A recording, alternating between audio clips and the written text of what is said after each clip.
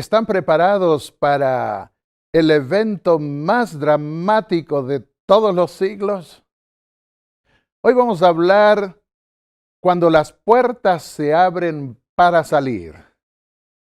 Cuando llegue el momento en que nadie más pueda entrar dentro del templo celestial, sino que el cielo se despoja de los ángeles y del mismo Cordero de Dios, porque salen de allí para librar la batalla final.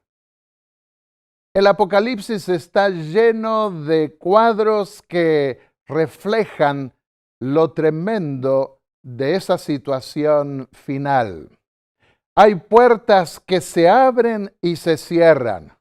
Acá no vamos a tener en cuenta las especulaciones que muchos teólogos se han hecho sobre si realmente hay puertas o no. No, que no puede haber puertas, dicen algunos.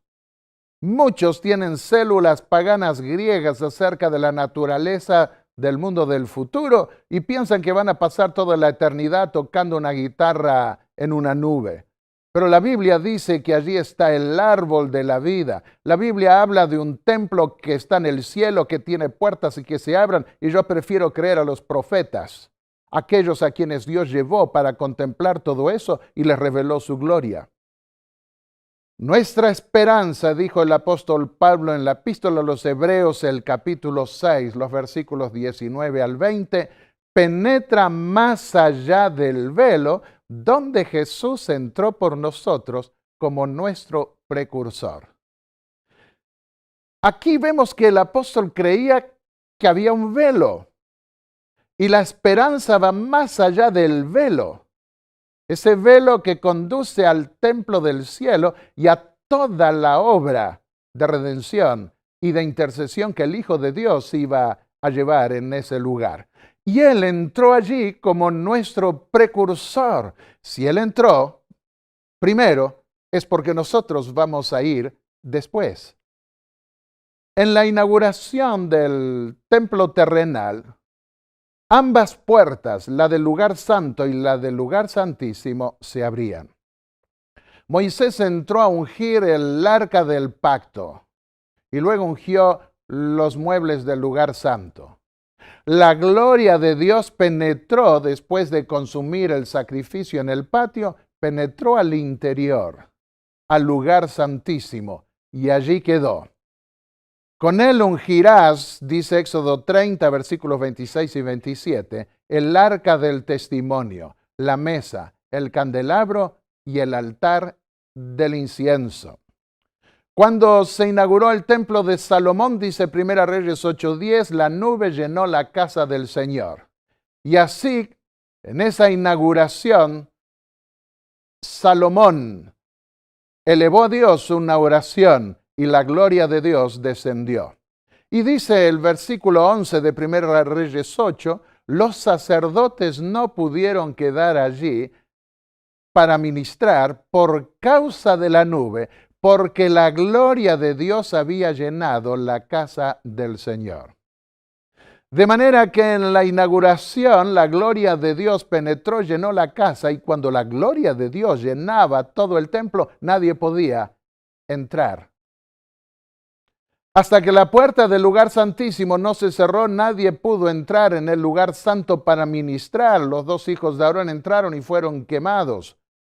Además, habían tomado sidra y habían perdido la dimensión espiritual, la percepción espiritual, no tuvieron discernimiento espiritual.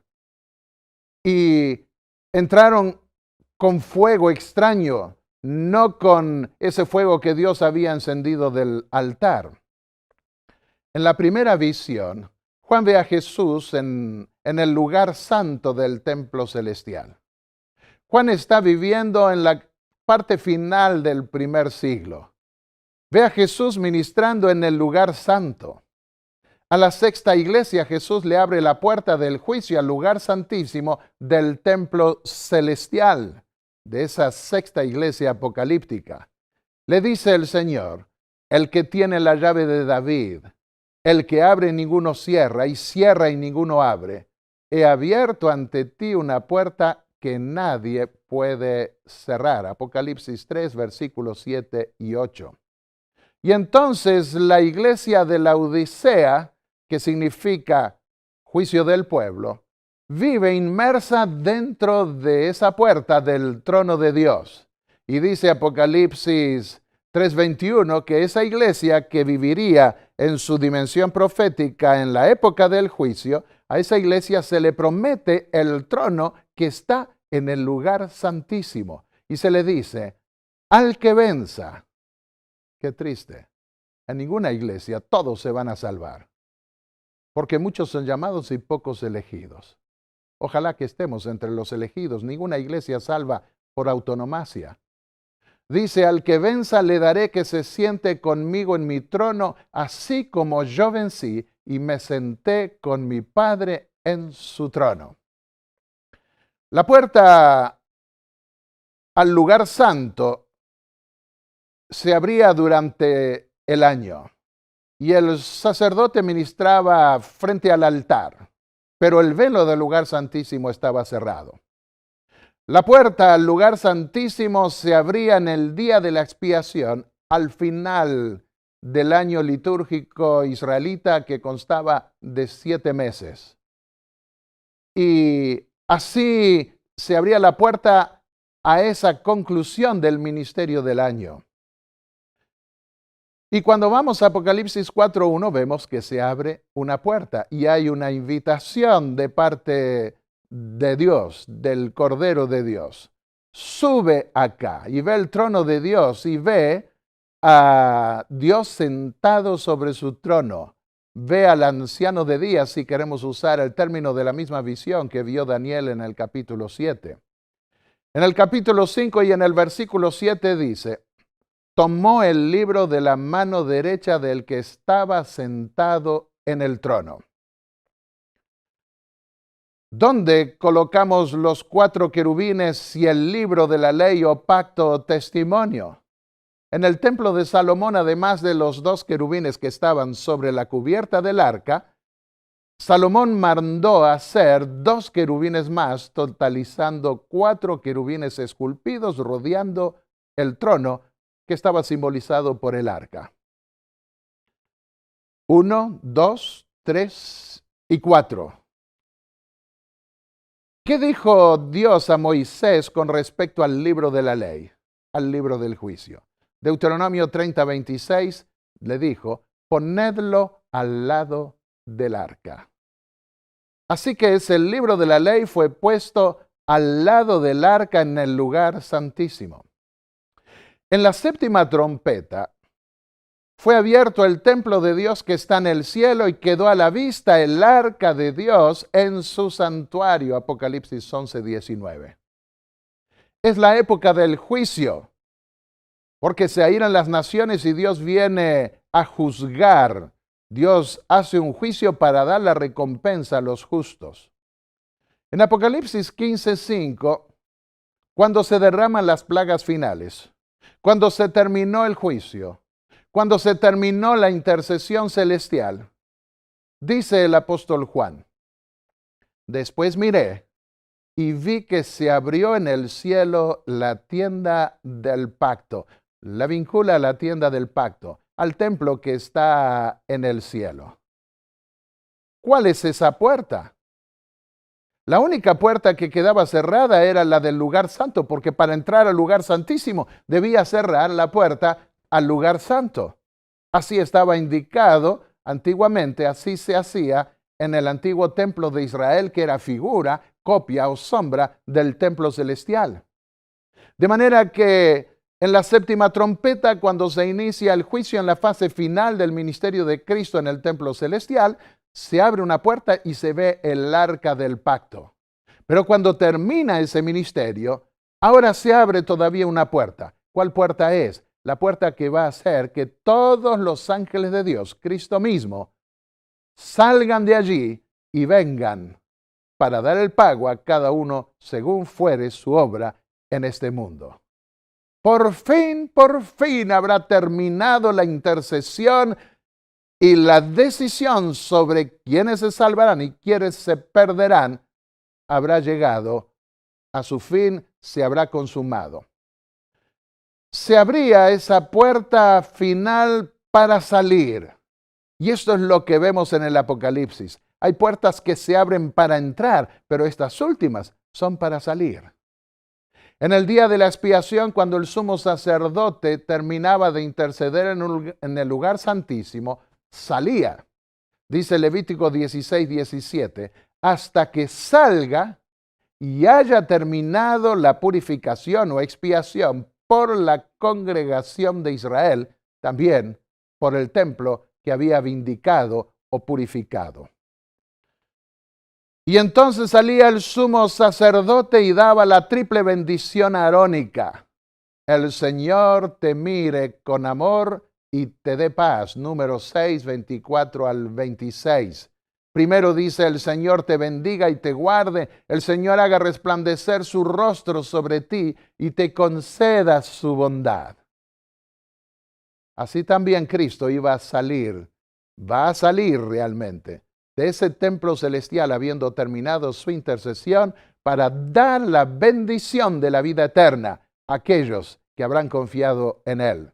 Saldrá del templo celestial para dar la bendición eterna a su pueblo. Escribió Elena de White en el libro Primeros Escritos, página 281. Entonces vi que Jesús se despojaba de sus vestiduras sacerdotales y se revestía de sus más regias galas. Esto lo vimos en el mensaje anterior. Rodeado de la hueste angélica, dejó el cielo. Se fue, salió de ese templo que está en el cielo. Y escribió ella también, esto no ocurrirá antes que Jesús haya concluido su oficio sacerdotal en el santuario celestial, depuesto su ropaje sacerdotal y puesto sus ropas más reales, coronado para cabalgar en un carro de nubes, para pisotear a los paganos con su ira y librar a su pueblo. Así como el rey de Israel libraba a su pueblo de sus enemigos, así también el Hijo de Dios vendrá a librar a su pueblo de la crisis final y de la persecución final, cuando el príncipe impostor de este mundo quiera imponerse sobre toda la creación divina. Se quitarán los vestidos, decía Levítico 16, la ley ritual, esos vestidos que se había puesto para entrar el sumo sacerdote en el santuario, y los dejará allí. Y después de ponerse ahora los otros vestidos, saldrá. En la visión de Zacarías 3, versículos 2 al 7, se revela un cambio de ropas al final del sumo sacerdote. Deja las ropas sucias y ahora se viste de ropas de gala, de ropas espléndidas, de ropas de fiesta. Así como el sumo sacerdote, después de realizar su servicio en el lugar santísimo, salía con sus ropas pontificales ante la congregación que lo esperaba, así también Cristo vendrá la segunda vez revestido con las vestimentas gloriosas del blanco más puro. Es el momento en que todos salen del templo que está en el cielo. Y vendrá con su propia gloria, sigue diciendo esta declaración, y la gloria de su Padre, como Rey de Reyes y Señor de Señores, y toda la hueste angélica lo escoltará en su trayecto. Apocalipsis 14, versículos 14 al 15 dice, del templo salió otro ángel, y clamó a gran voz al que estaba sentado sobre la nube, toma tu hoz y ciega, porque ha llegado la hora de cegar, y la mies de la tierra está madura. Después, dice Apocalipsis, los versículos 17 y 18 del capítulo 14, otro ángel salió del templo. Ven ustedes, es el momento en que se sale de ese templo que está en el cielo. También tenía una hoz afinada y del altar salió a un otro ángel que tenía poder sobre el fuego y gritó a gran voz al que tenía la hoz afilada, vendimia los racimos de la vid de la tierra, porque sus uvas están maduras. En el séptimo mes del calendario de Israel se terminaba la cosecha con la vendimia de las uvas. Y salieron, Apocalipsis 16:6, los 7 ángeles que llevaban las 7 plagas. Todos salen al final. Iban vestidos de lino limpio y resplandeciente, con bandas de oro llenas de la ira de Dios. Es un día de redención final, pero es un día de castigo final, en donde ya no habrá más misericordia, en donde los que no aceptaron el Evangelio se perderán por decisión propia y recibirán el castigo que sus obras merecen. Una de las 4 criaturas, dice Apocalipsis 15:7, dio a los 7 ángeles 7 copas de oro llenas de la ira de Dios. Una gran voz procedente del templo, que venía del templo, salía del templo, podemos decir, dijo a los 7 ángeles: id y derramad sobre la tierra las 7 copas de la ira de Dios. Capítulo 16 de Apocalipsis, versículo 1. Pero Apocalipsis 15:8 dice: el templo se llenó de humo, procedente de la majestad de Dios y de su poder. Y ninguno podía entrar. ¿Ven ustedes? Todos salen, nadie puede entrar. Ninguno podía entrar en el templo hasta que se completaran las 7 plagas de los 7 ángeles. Ya no hay más intercesión en el cielo, nadie puede entrar, ni por fe, ni tampoco espiritualmente, ni tampoco literalmente en el caso de los ángeles, porque es el momento de salir y dar el pago a cada uno según fuere su obra. En el antiguo Israel, cuando la nube cubría la tienda de reunión en claros contextos de juicio, caía un pavor, un terror en la congregación, porque sabía que los que contemplaban la gloria de Dios iban a morir. En contextos de juicio, leamos Números 11:1. La gloria del Señor se mostró en la tienda de la reunión ante Israel. Y el Señor dijo a Moisés: los heriré de mortandad y los destruiré.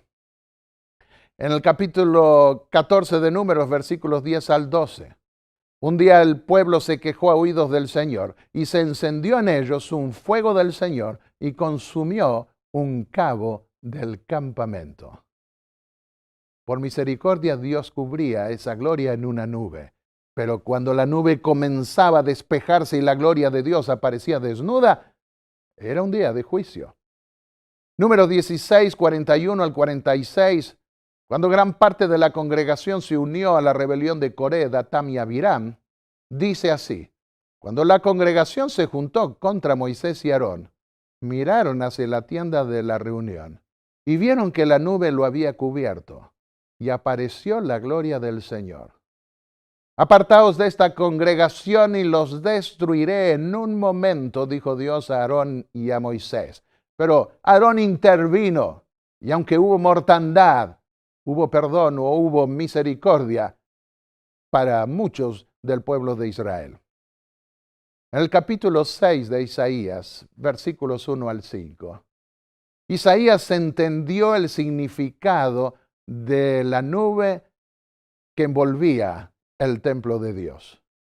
Él fue llevado a contemplar a Dios en un trono alto y sublime, y vio cuando la casa se llenó de humo. Y entonces se exclamó: ¡ay de mí que soy muerto, porque soy hombre de labios impuros, que vivo entre un pueblo de labios impuros! Y mis ojos han visto al Rey, al Señor Todopoderoso. Pero llegará el día en que podremos verlo y no morir.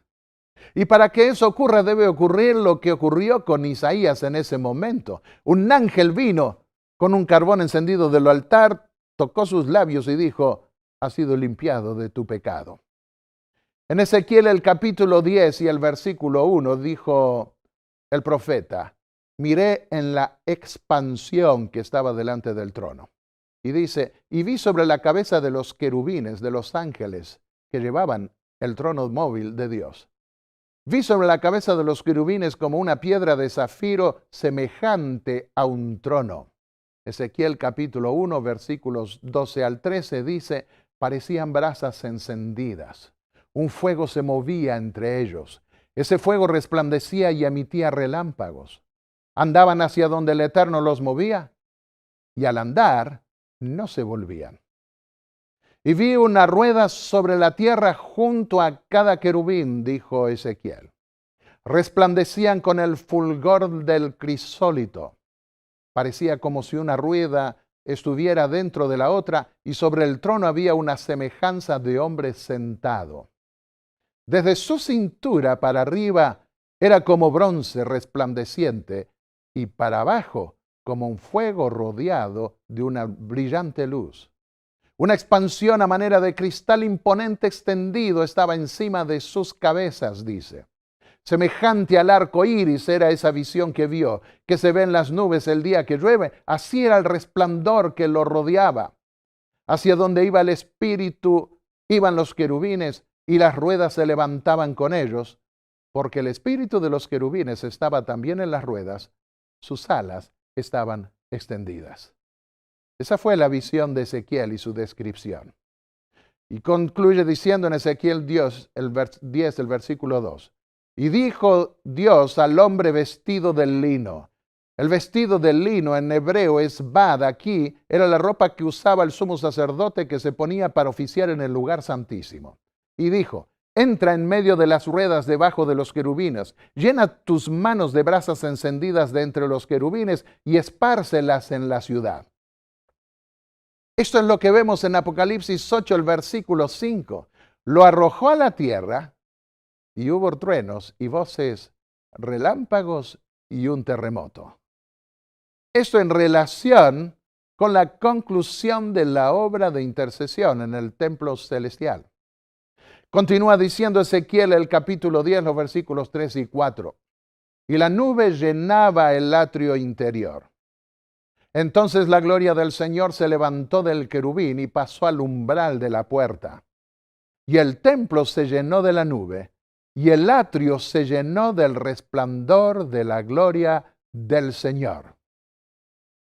En Ezequiel el capítulo 10, los versículos 18 al 19, describe cuando la gloria de Dios se retira del templo de Israel, también en un contexto de juicio.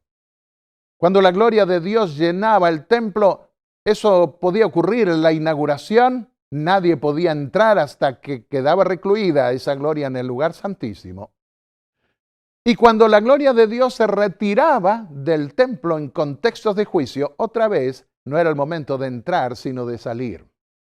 Y dice Ezequiel que la gloria del Señor se elevó del templo y se posó sobre los querubines. Luego los querubines desplegaron sus alas y se elevaron de la tierra. Y cuando ellos subieron, también las ruedas subieron con ellos.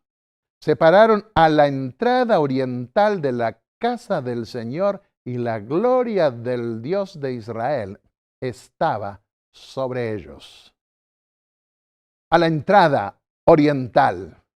Después, dice el capítulo 11, versículos 22 y 23, los querubines desplegaron sus alas y las ruedas fueron con ellos, con la gloria del Dios de Israel que estaba sobre ellos, y la gloria del Señor se fue de ese templo, se fue de la ciudad y se paró sobre el monte que está al oriente de la ciudad. Y allí quedó por un tiempo como si le costase abandonar esa ciudad y ese templo donde había morado cerca de 400 años, desde que Salomón lo había inaugurado. Y se fue, y ese templo cayó en manos de los babilonios y lo destruyeron. Pero pasemos ahora a las plagas del Apocalipsis que se dan en el momento en que la gloria de Dios llena el templo, en la nube de la gloria de Dios, y nadie puede entrar. En el Apocalipsis las plagas se derraman sobre la tierra mientras el templo se llena de humo. Sobre la tierra cayó, dice en la primera plaga, una úlcera maligna y pestilente sobre los que tenían la marca de la bestia y adoraban su imagen. ¿Sobre quiénes va a caer la primera plaga? Sobre los que tenían la marca de la bestia y adoraban su imagen. La bestia tiene 7 cabezas, dice Apocalipsis 17, los versículos 7 y 9. Y esas cabezas representan también a 7 montes sobre los cuales se sienta la mujer. Roma es conocida como la ciudad de las 7 colinas. Y los reinos están representados por animales o bestias. Y como fueron crueles a lo largo de la historia, se los representa con bestias salvajes. Y la mujer representa a la iglesia, pero en este caso una iglesia corrupta que persiguió al verdadero remanente que quiso mantenerse fiel a la palabra de Dios antes que seguir las tradiciones y los mandatos de un usurpador. Aquí tienen en este mapa los 7 montes que aparecen en más de una enciclopedia, los 7 montes que forman parte de la ciudad de Roma, donde el obispo de Roma ejerció su poder durante más de 1000 años.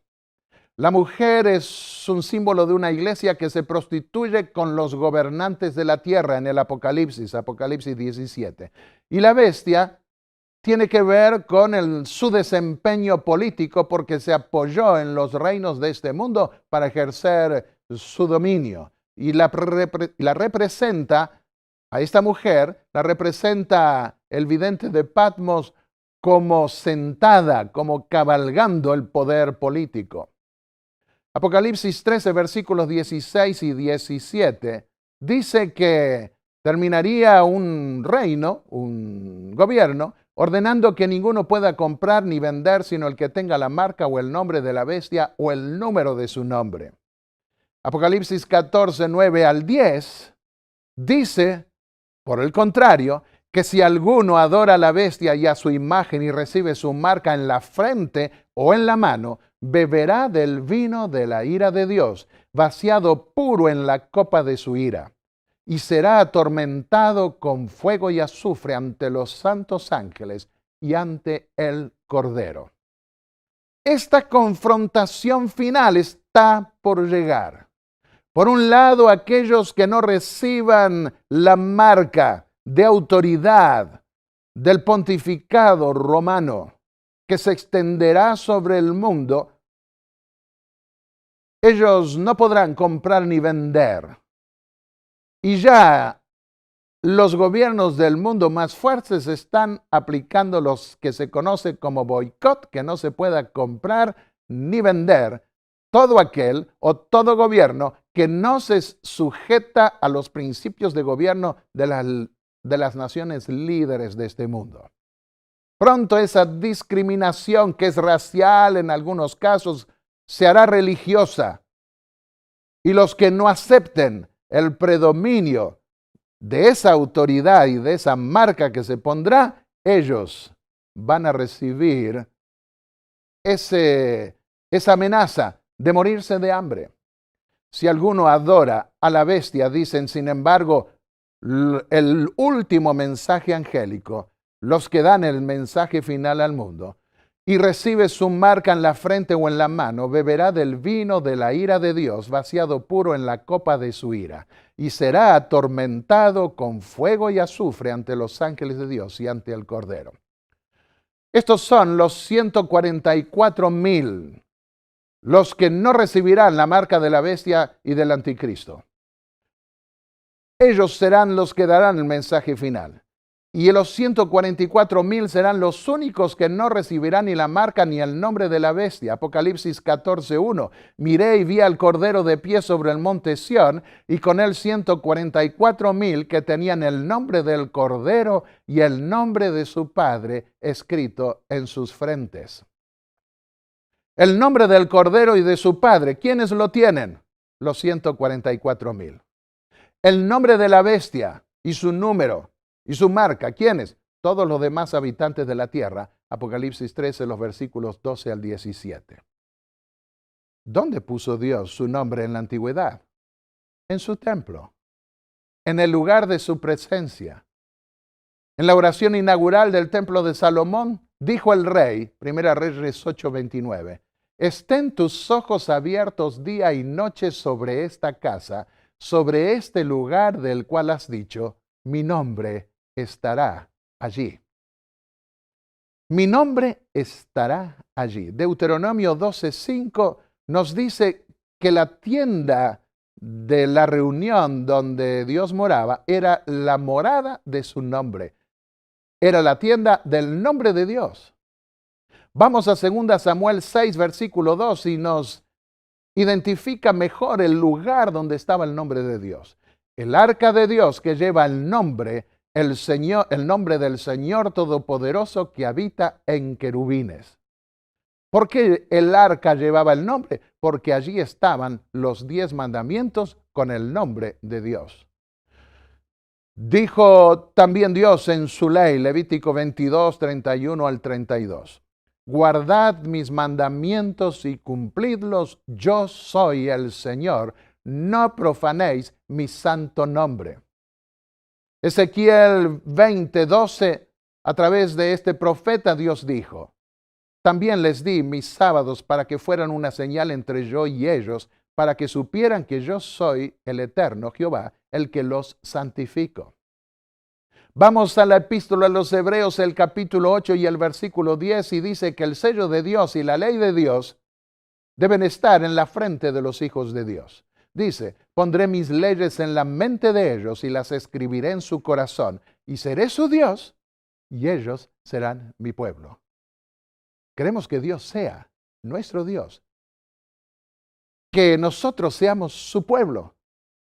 Guardemos los mandamientos de Dios. Permítanle a Dios que ponga en la mente y en el corazón esa ley. Pero en la tierra, Apocalipsis 13, 5 al 6, el anticristo, la bestia representando al reino del anticristo romano, dice que le fue dado una boca que hablaba palabras arrogantes y blasfemias y abrió su boca en blasfemia contra Dios y para blasfemar su nombre y su templo y los que viven en el cielo. Esto implica para blasfemar contra Dios. ¿Cómo? Cambiando la ley de Dios.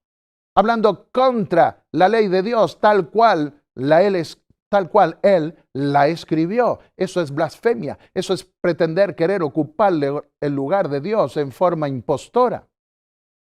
Al considerar lo que está ocurriendo en la actualidad, primero, el pontífice romano Juan Pablo II hizo un llamado a recuperar el alma histórica de Europa. Evidentemente quería una Europa confesional. E indicó que el domingo debía ser una marca de identidad y unidad europea. Eso es lo que se está discutiendo en el Parlamento Europeo, en el Parlamento francés. Están queriendo ver cómo implementar esa ley, pero esa ley no está en la palabra de Dios. Cambiaron el día de reposo del sábado al domingo. Apocalipsis 14, 9 al 10 dice, si alguno adora a la bestia y a su imagen. La imagen es esa unión de iglesia y Estado que volverá a establecerse levantando la discriminación y persecución final y la crisis final en el mundo. Si alguno adora al anticristo romano y recibe su marca en su frente por convicción o en su mano, aunque no estén convencidos, pero que se sometan a esa ley, beberá del vino de la ira de Dios, vaciado puro en la copa de su ira. Y será atormentado con fuego y azufre ante los ángeles, santos ángeles, y ante el Cordero. Esto es lo que vemos en las 7 plagas. Por eso la primera plaga cae sobre los que reciben la marca de autoridad del papado romano y se someten a la institución del domingo, un día de reposo impostor que Cristo no estableció. Y que está contrario a la palabra de Dios, que indica que el séptimo día, no el primero, es el día de reposo, el sábado, tal como lo describe la palabra de Dios. Y como está escrito en esas 2 tablas de piedra donde está el nombre de Dios. ¿Quiénes no reciben la marca de la bestia? Los que tienen el sello de Dios. Dijo Jesús, San Juan 14, versículos 21 al 23. El que tiene mis mandamientos y los guarda, será amado por mi Padre, y yo lo amaré y me manifestaré a él, y vendremos a él y haremos con él morada. Dios quiere hacer de nosotros un templo, quiere transformarnos en un templo viviente donde poner su ley, porque donde la ley de Dios no está el templo de Dios. Dios no puede hacer un templo sin su ley. Por eso hizo poner su nombre en la ley de Dios. Y esa ley dio significado a todo el santuario. Dios quiere un templo donde poner su ley y mostrar su gloria. Y los 144,000 guerreros de la fe en una dimensión espiritual, no bélica, no materialística. Ellos serán los últimos templos vivientes que tendrá el Señor, sobre quienes podrá poner su sello de pertenencia. El nombre de Dios está en sus frentes, Apocalipsis 14:1. No fue encontrada mentira en sus bocas. Hay un juicio investigador, no hay mentira, porque son sin mancha. Dijo el apóstol Juan en su primera epístola, en el capítulo 2, que los que dicen que aman a Dios y no guardan sus mandamientos son mentirosos. Pero en ellos no se encontró, en los 144,000 no se encontró mentira, porque ellos profesan amar a Dios y guardan sus mandamientos. Al salir los ángeles del templo celestial, cuando se terminó la intercesión celestial, se derraman las últimas 7 plagas. La segunda cae sobre el mar. Este se convierte en sangre, destruyendo toda vida marítima.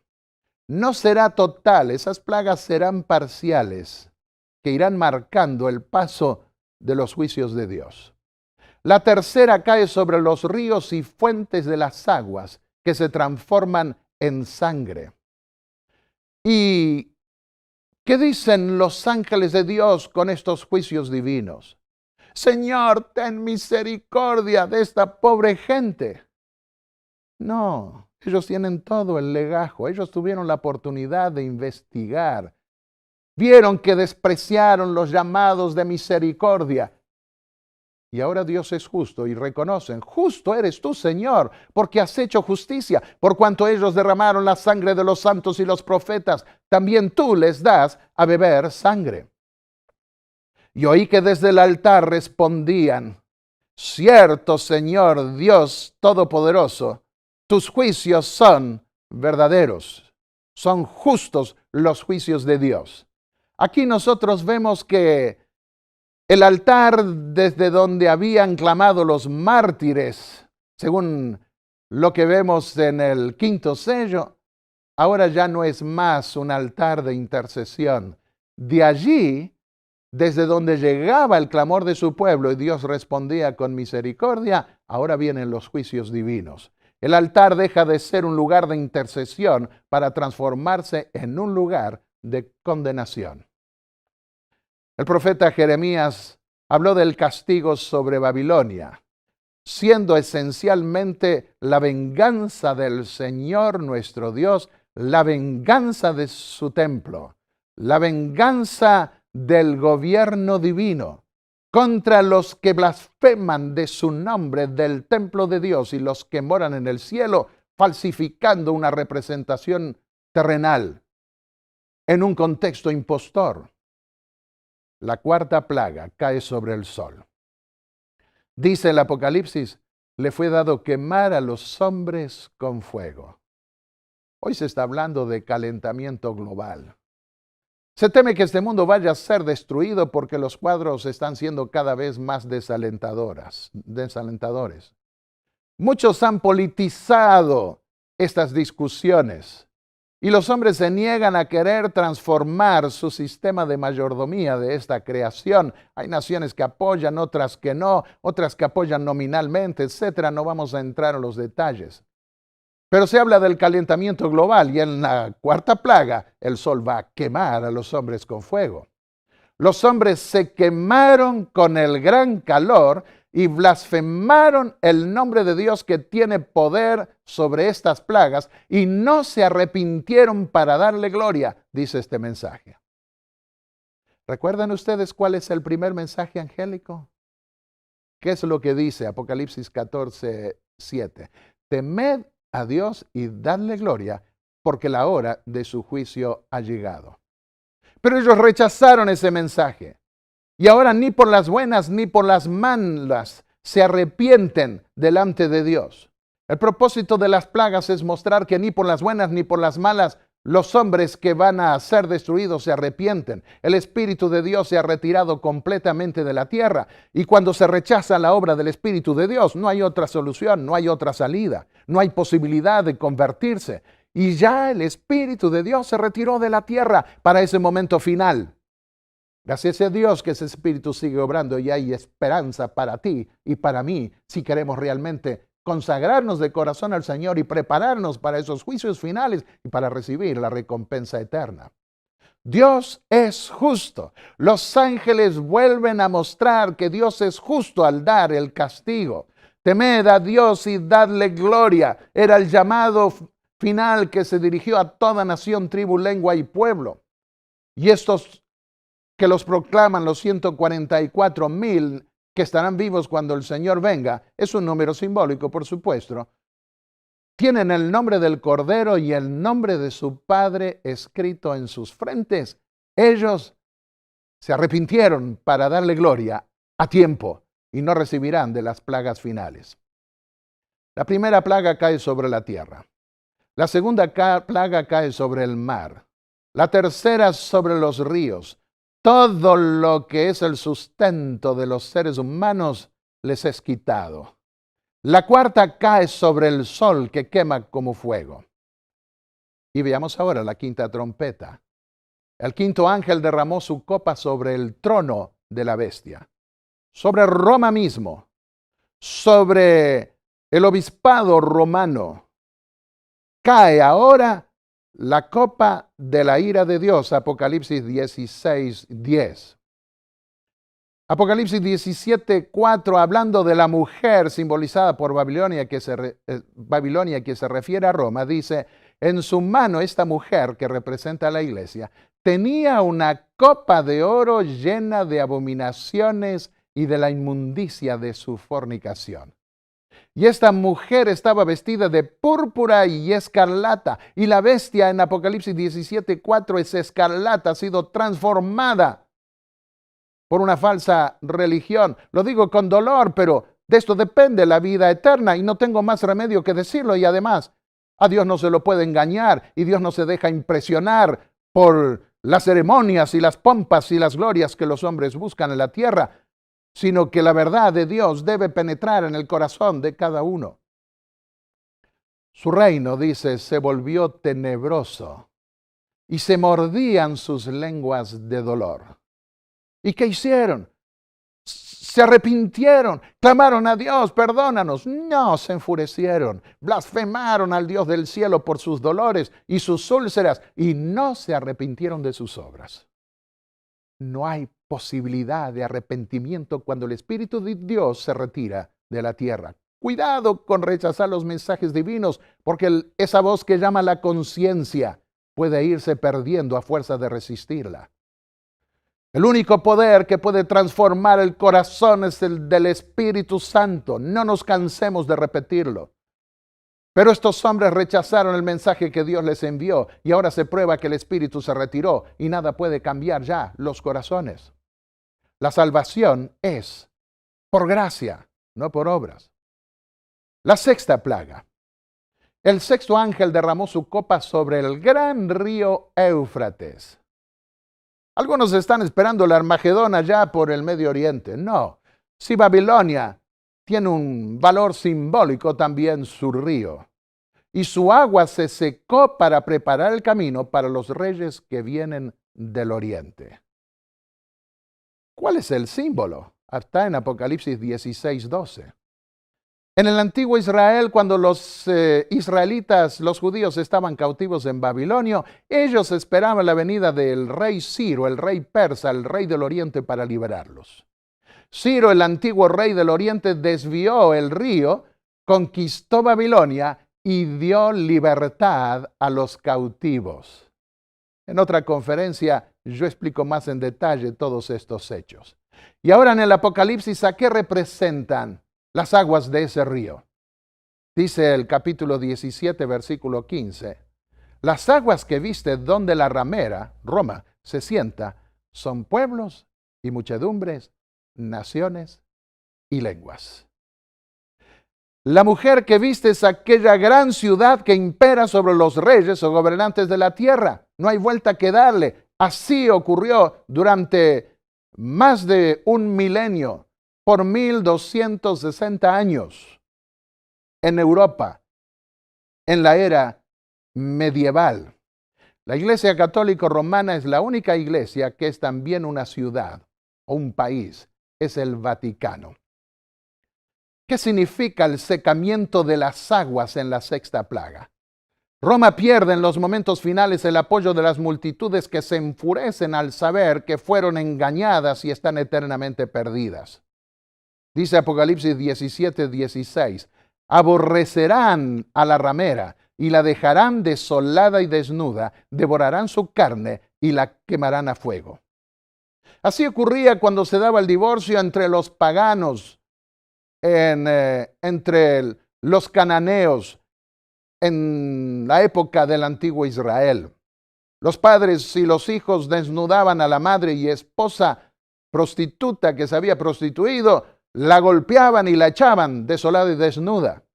Y ahora los reyes, los gobernantes de la tierra se deshacen, se desentienden de ella, se enfurecen porque saben que están perdidos y fueron engañados.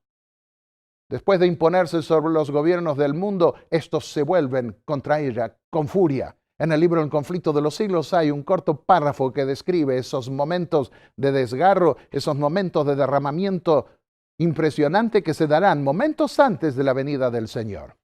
Los 10 cuernos aborrecerán a la ramera, es decir, las naciones europeas y todas las naciones implicadas en ese número 10 se levantarán contra ella otra vez. Porque Dios, dice Apocalipsis 17, ha puesto en sus corazones ponerse de acuerdo y dar a la bestia el poder de reinar, al anticristo, hasta que se cumplan las palabras de Dios. ¿Quién es el rey del oriente? Mateo 24:27 dice, como el relámpago sale del oriente y se muestra al occidente, así será la venida del Hijo del Hombre. El rey del oriente, los reyes del oriente son Cristo y sus ángeles, que no vendrán a la antigua Babilonia para liberar a los cautivos hebreos de los babilonios. Ahora vienen para librar a su pueblo de esa Babilonia espiritual que abarca al mundo entero y que quiere reinar en forma suprema y que busca destruir a aquellos que son súbditos del reino celestial, privándolos de todos los bienes que poseen, no permitiéndoles comprar ni vender. Y finalmente, con un decreto de muerte que no se podrá ejecutar porque el Señor se interpondrá en su segunda venida. Leamos Apocalipsis 3 en los últimos versículos. La mujer es la iglesia impura, Apocalipsis 17, 1 y 15. Uno de los 7 ángeles que tenían las 7 copas se me acercó y me dijo, ven y te mostraré el castigo de la gran prostituta o ramera que está sentada sobre muchas aguas. ¿Y a qué representan las aguas? A pueblos, multitudes, naciones y lenguas.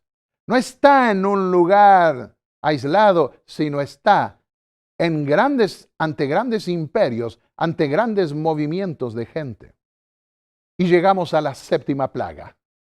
Del trono que está en el templo sale una voz. Es la época de salir, es el momento en que el cielo se vacía para venir a hacer juicios en la tierra y dar la recompensa a los justos. Sale una voz diciendo, hecho está. Eso significa, no hay más intercesión. Eso se cumple cuando Jesús deja de interceder y se repite o se afirma en la última plaga. Este es otro testimonio de la conclusión de la intercesión celestial y del templo de prueba. Cuando Jesús terminó su obra de sacrificio, cuando murió en la cruz, dijo, consumado es. Y se dirigió a su Padre, cumplí esa labor que me diste, vine. Y esas fueron sus últimas palabras, y murió, cumpliendo la voluntad de Dios. Pero ahora termina la intercesión en el cielo y dice, hecho está. Ha terminado la intercesión. Ahora es el momento de hacer justicia. Y sobre la gran Babilonia, Roma más específicamente y su influencia que abarca el mundo entero, se da el terremoto más grande de la historia. La gran ciudad se partió en 3 partes. Estaban unidos por 3 poderes inmundos. Apocalipsis 16, 13 al 14. Su poder es quebrado en la última plaga. Recordemos que Babilonia está compuesta por 3 espíritus inmundos que representan al papado romano, al protestantismo apóstata o el falso profeta, como lo llama el Apocalipsis, y al espiritismo que está penetrando en forma impresionante en medio de la iglesia, de las iglesias cristianas hoy. Triste decirlo, pero es la realidad. ¿Cómo engañar al diablo a las naciones? Es un tema de otra conferencia donde muestro lo que está ocurriendo en base a lo que estamos diciendo ahora. Vi salir de la boca del dragón, de la boca de la bestia y de la boca del falso profeta 3 espíritus malignos que parecían ranas. Hay 3 mensajes angélicos que vuelan del cielo. Hay 3 poderes rastreros que buscan engañar. Y las ciudades de las naciones cayeron, Apocalipsis 16, versículos 19 al 20. Y Dios se acordó de la gran Babilonia y le dio la copa llena del vino del furor de su ira. Entonces toda isla huyó y los montes desaparecieron. Es el fin. Llegó el fin. Y del cielo cayó sobre los hombres una enorme granizada con piedras de casi 1 talento de peso. Algunos calculan unos 34 kilos, otros hasta de 70 kilos. Pero no se preocupen, con 34 es suficiente para imaginarnos la terrible catástrofe que se va a producir. Y los hombres blasfemaron a Dios por la plaga del granizo, porque la plaga era muy grande. Así que no se arrepienten tampoco, blasfeman contra Dios. No hay más tiempo de oportunidad. ¿Y qué pasará con los redimidos? Primera Tesalonicenses 4:17 dice, seremos arrebatados para recibir al Señor en el aire y así estaremos siempre con Él. Lo recibiremos en el aire, seremos trasladados, dice el apóstol. Apocalipsis 19:8 dice, gocémonos y alegrémonos porque ha llegado la boda del Cordero y su novia se ha preparado. ¿Estaremos nosotros preparados? Este es el tiempo de preparación. Santos ángeles se unirán al canto de los redimidos. Aunque no pueden cantar por conocimiento experimental, nos lavó con su sangre y nos redimió para Dios. No obstante, explica Elena de White, captan el gran peligro de que sea salvado el pueblo de Dios. ¿No fueron acaso enviados para levantar en su favor una bandera contra el enemigo? Pueden simpatizar plenamente con el ardiente éxtasis de los que han vencido por la sangre del Cordero y la palabra de su testimonio. ¡Qué éxtasis! ¡Qué exaltación! ¡Qué glorificación que habrá entonces! Y miré, dice el apóstol Juan, Apocalipsis 5, versículo 12. Y oí la voz de muchos ángeles alrededor del trono. Y decían a gran voz, el Cordero que fue muerto es digno de recibir poder, riqueza, sabiduría y fortaleza, honra, gloria y alabanza. Y a todos los que estaban en el cielo, en la tierra, en el mar y debajo de la tierra, y a todas las cosas que hay en ellos, les oí cantar, al que está sentado en el trono y al Cordero, sean la alabanza, la honra, la gloria y el poder por los siglos de los siglos. Y las 4 criaturas dijeron amén, y los 24 ancianos se postraron y adoraron. Querido amigo que me escuchas, yo no quiero terminar esta vez simplemente diciéndoles que se arrepientan y aprovechen esta oportunidad. Eso es necesario. Acepten el llamado de Dios a darle gloria hoy, honrando a Dios y guardando sus mandamientos tal cual los escribió. Pero quiero concluir esta vez no con una oración, sino con un canto que compuse cuando era muchacho en una cantata para coro de hombres sobre la eternidad. Había un dúo y un cuarteto, pero en esta parte tendré que cantarla como solo porque no tengo aquellos cantantes de aquella oportunidad. Y que habla de cuando el tiempo de oportunidad se habrá terminado. Meditemos en este canto y tomemos la decisión en lo profundo de nuestro corazón de hoy aceptar a Dios en nuestras vidas y a Cristo como nuestro Redentor personal. Caen ciudades, caen montañas, se oye el estrépito de destrucción. Crece el mar, inunda el suelo, doquier espanto hay de condenación. Muerte eterna tienen los malos, nadie intercede más por sus pecados. Pasó el tiempo aceptable, ningún infiel resiste ya la luz. Se oye el anuncio, viene el esposo, prended las lámparas, idlo a encontrar.